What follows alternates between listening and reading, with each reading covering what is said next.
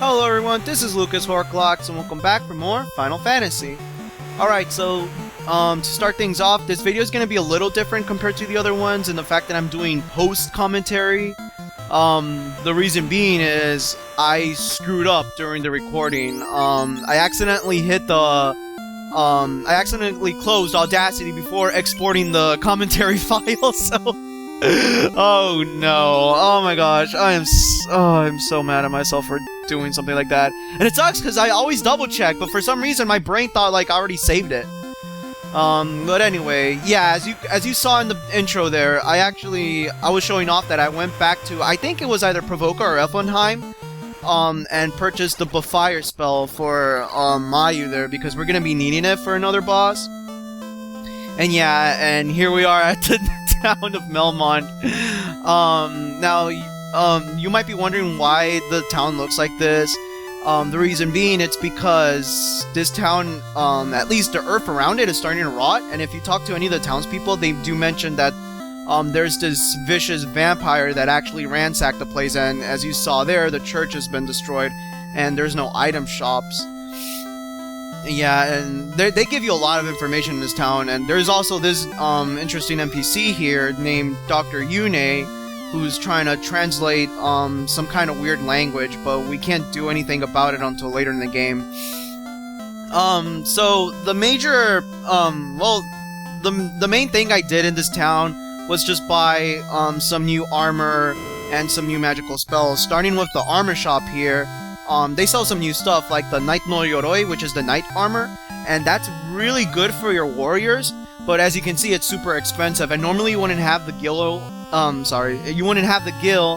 in order to purchase that, but since I did that extra level grinding, if I had a warrior, I would totally buy it, but if you don't, don't worry about it, it's not that big of a deal to get it right now.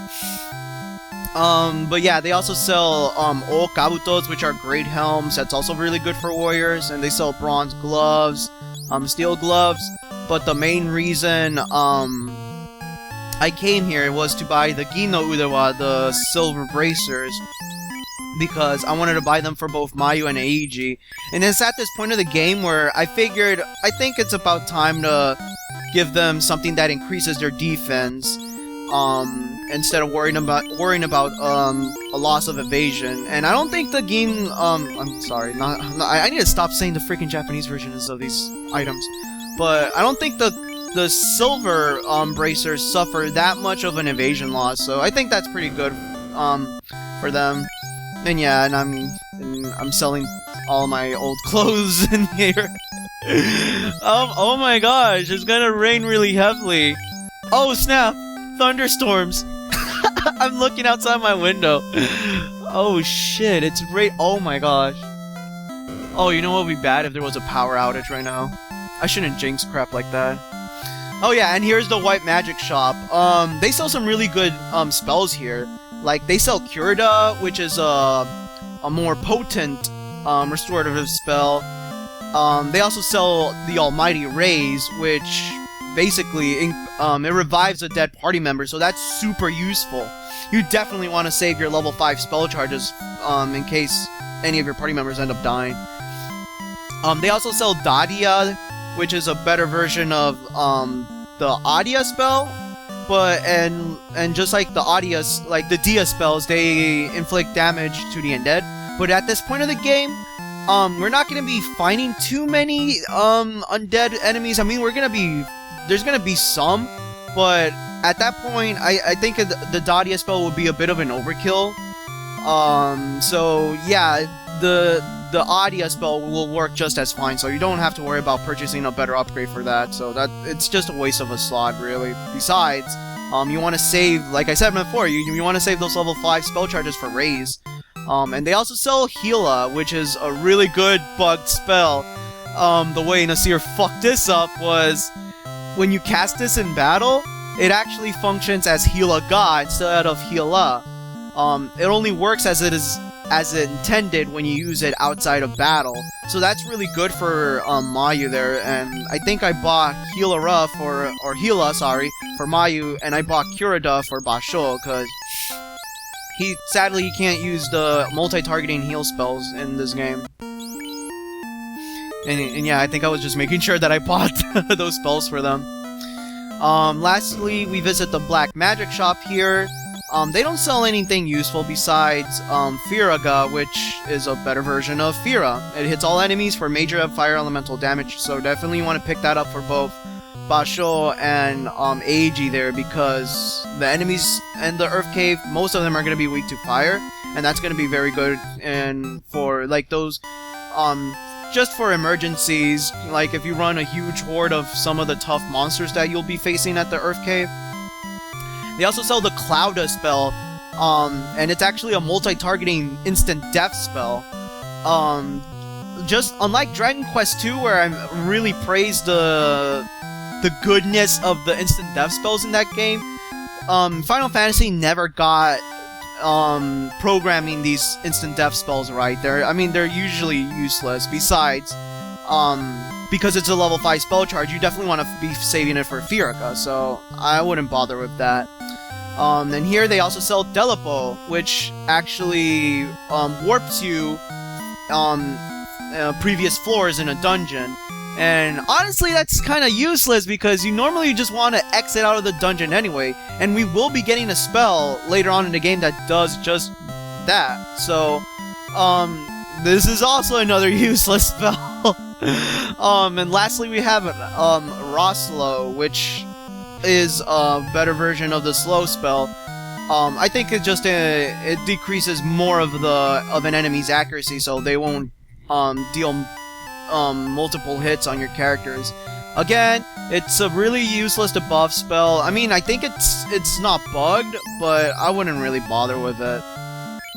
So yeah, I'm just purchasing Firaga for both Basho and Eiji there. And I think that's pretty much it that I've done in this town. Oh my gosh. Jeez, it's like raining cats and dogs out there. Ooh! I don't know if you guys are gonna hear that. Oh my gosh. I usually get like really nervous when it comes to thunderstorms, because they sound scary. Alright, so yeah, that's basically what I did in Melmond.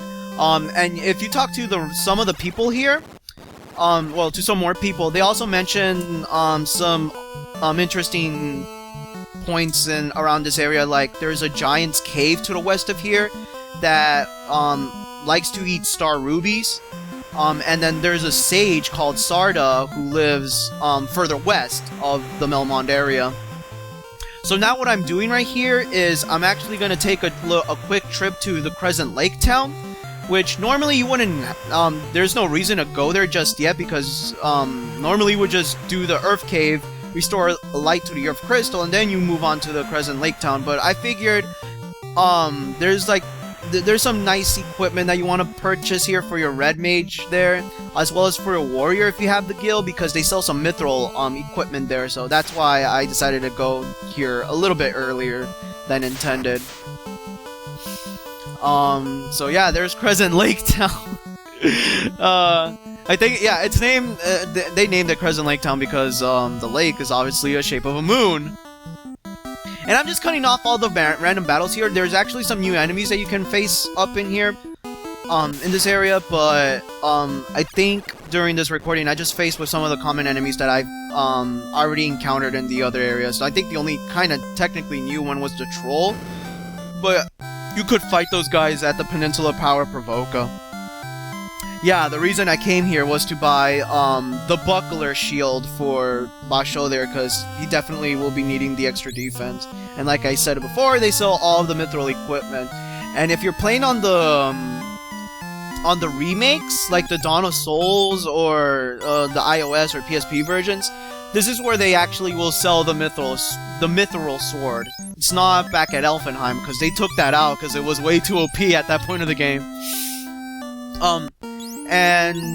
Yeah, I'm just equipping those.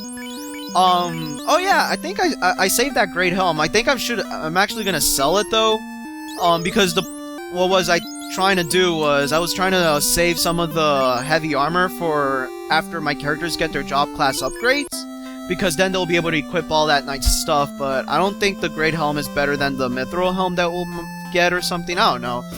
I remember selling that though. But yeah, at the weapon shop, they sell all the different types of versions of mithril weapons. They also sell the mithril axe, which it actually is much stronger than the sword, but it has shit accuracy.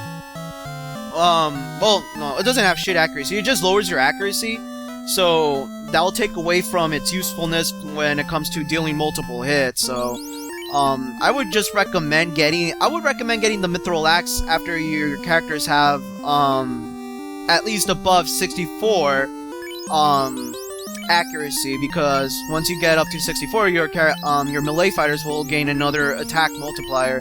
So I guess that will be another that's when the axes will be useful at that point. So so yeah. See, I kind of hate doing this post-commentary crap because, oh my gosh, I don't know what what else I can talk about besides visiting the. Okay, well, we're visiting some magic shops here. I don't think, no, I didn't buy anything new here because we can't use them until our mages get their class upgrades.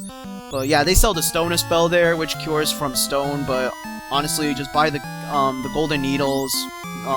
It's way too expensive too. They also sell here the Daterepo, which is the exit spell of the game, and it's super useful not only for convenience sake, but I think it's the only way in where you can exit out of the final area of the game, and I'll explain why once we get to that point.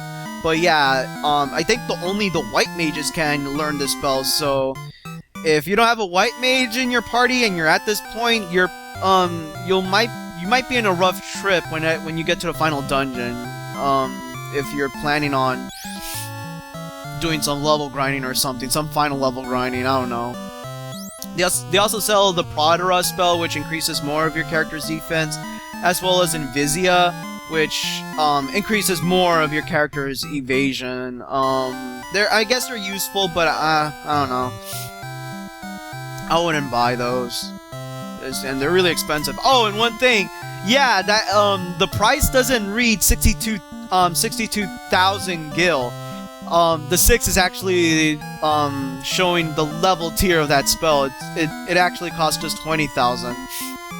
I'm sorry, 6,200,000 or something. Yeah, that's what I meant to say. So yeah, don't worry about that. They're not that expensive. So that's all the magic shops there, and I think the last thing that you can do in this town. Oh, why am I going back? What the fuck am I doing? Oh, am I explaining the Daterepo spell? Oh, whatever. But yeah, the only thing, the only other interesting thing that you can do here, is to. Oh, come on! Why the fuck am I not going to? Oh wait, I didn't explain the black magic shops. Okay, I'm sorry. Yeah, they sell Thundaga there, here, which is really useful. We'll definitely want to pick that up.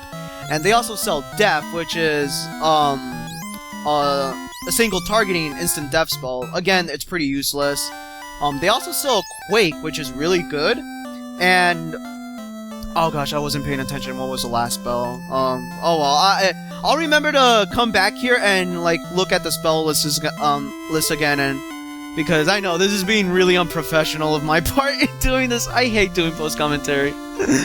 Yeah, if you come over here, you'll see the Circle of Sages, and this is where you'll find the Prophet Lucan, who's actually the old guy who told the prophecy at the beginning of the game. And you can basically come here to get some minor hints about the game world and like the story behind the 4 crystals. And I think if you come back here after you defeat the Earth Elemental Fiend, they'll give you a canoe.